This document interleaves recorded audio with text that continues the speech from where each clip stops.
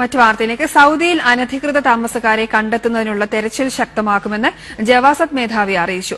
3 ഘട്ടങ്ങളായാണ് തെരച്ചിൽ നടത്തുക. ഇതിലൂടെ നിയമവിരുദ്ധമായി രാജ്യത്ത് തങ്ങുന്നവരെ പൂർണ്ണമായും കണ്ടെത്തുകയാണ് ലക്ഷ്യം. നിലവിൽ ജിദ്ദയടക്കമുള്ള സൗദിയുടെ വിവിധ ഭാഗങ്ങളിൽ അനധികൃത താമസക്കാർക്കായി ശക്തമായ തെരച്ചിലുകളാണ് നടന്നുവരുന്നത്. ഇതിനിടയിലാണ് വീണ്ടും 3 ഘട്ടങ്ങളിലായി ജിദ്ദയിൽ തെരച്ചിൽ ശക്തമാക്കാനുള്ള നടപടികൾ സ്വീകരിച്ച വിവരം പോലീസ് അധികൃതർ അറിയിച്ചിട്ടുള്ളത്. 3ാം ഘട്ടത്തിൽ ചെക്ക് പോയിന്റുകളിലും മറ്റു തെരുവുകളിലും തെരച്ചിൽ നടത്തും. ദിവസക്കൂലിയിൽ ജോലി ചെയ്യുന്നവർ, റെസിഡൻസ് പെർമിറ്റുള്ളവരും സ്പോൺസർഷിപ്പിന് കീഴിൽ ജോലി ചെയ്യുന്നവരുമാണോ എന്ന് കണ്ടെത്തും. 2ാം ഘട്ടത്തിൽ കമ്പനികൾ, കടകൾ, കച്ചവട സ്ഥാപനങ്ങൾ, വ്യവസായശാലകൾ എന്നിവ കേന്ദ്രീകരിച്ചാണ് തെരച്ചിൽ നടത്തുക. 3ാം ഘട്ടത്തിൽ വീടുകളും താമസ കേന്ദ്രങ്ങളും കേന്ദ്രീകരിച്ച് തെരച്ചിൽ നടത്തും.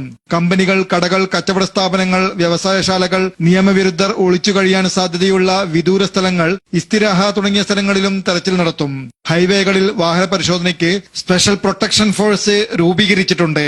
Jafar Ali Palakkode, reporter, Jeddah.